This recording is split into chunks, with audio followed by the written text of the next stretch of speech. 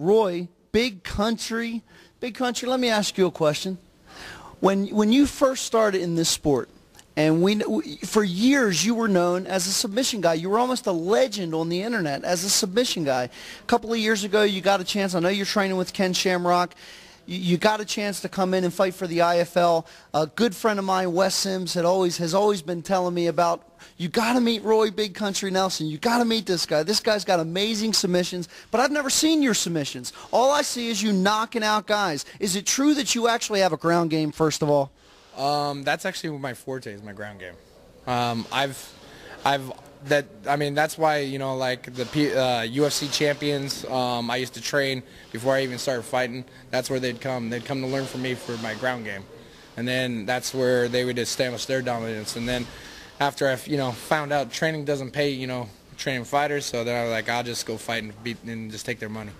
Roy, when was it that you realized that you didn't just have to grapple with somebody, that you could just flat out knock them out? Because that's what you're doing. As soon as you came into the IFL, you decided that you weren't going to grapple with guys. You just were going to start to knock people out. What was it that in your head that made you to say, you know what, I don't need to go on the ground with these guys. I can just take them out any way I want to?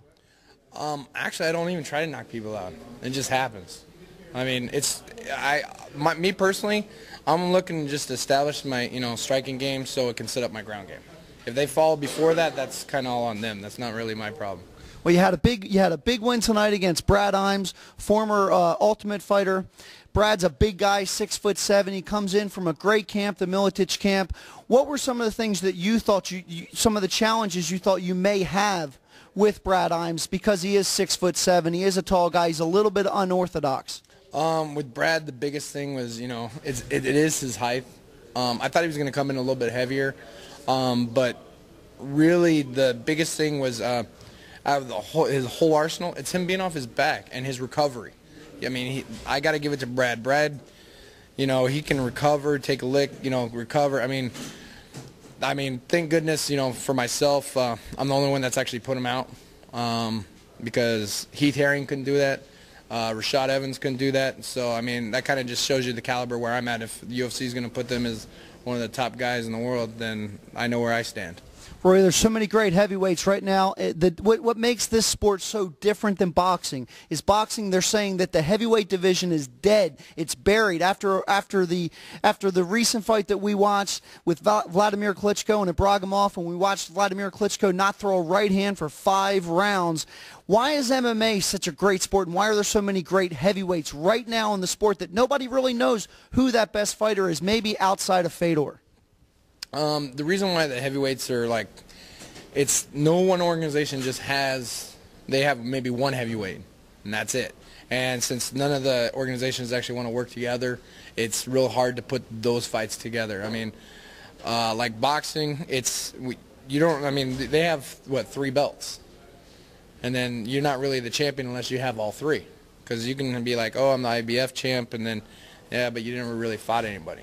And then finally, they throw in the WBA champ, and then he beats him up pretty good. And then you go, well, he has 2 out of the 3, and now if he gets that 3rd one, he's the undisputed champ. I'm waiting for the one day when MMA actually, you got the IFL, UFC. It used to be Pride, but now over there you got, Victory Road or Dream. So when you start getting those guys and you put them in the one venue and just have fighter versus fighter, then you're going to see some dynamite and some good shows. What would we see if we watched you against Kimbo Slice today, not in 6 months, today? What would happen? If I was to fight Kimbo, I'd probably do the same thing, establish the striking aspect, because that's all I believe Kimbo has, is a striking game. Because, if you watched his internet fights, when it comes to the grappling stuff, he's kind of a little lost. So I'd probably jab, establish my striking, and then after that, his hands will be up, and then get the takedown, and then probably finish it real quick on the ground. Is there anybody you'd like to fight next right now in the IFL? If they can get it, Fedor. Fedor's always #1. Fastest way there is a straight line. He's #1. You heard it here. One more question. Fedor or Tim Sylvia?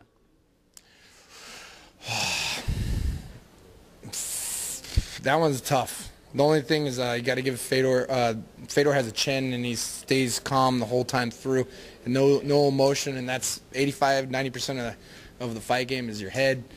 The only thing about Tim is Tim's dynamic every aspect of the striking game. Not so good on the ground, but Fedor's not even going to take him to the ground. Tim's not going to put Fedor on the back, so you don't have to worry about that. So it's going to be just a good striking matchup, and someone's going to probably get knocked out. Rank yourself. Right now you have the different heavyweights in the different organization. Where is Big Country at in that list? You have Fedor, if you think he's number one. Where are you at in that list? You're now a defending heavyweight champion for the IFL. Me personally, if I fought Fedor, I'd say I was the number one. You heard it here, live at the IFL. Chris Thomas with Roy Big Country Nelson.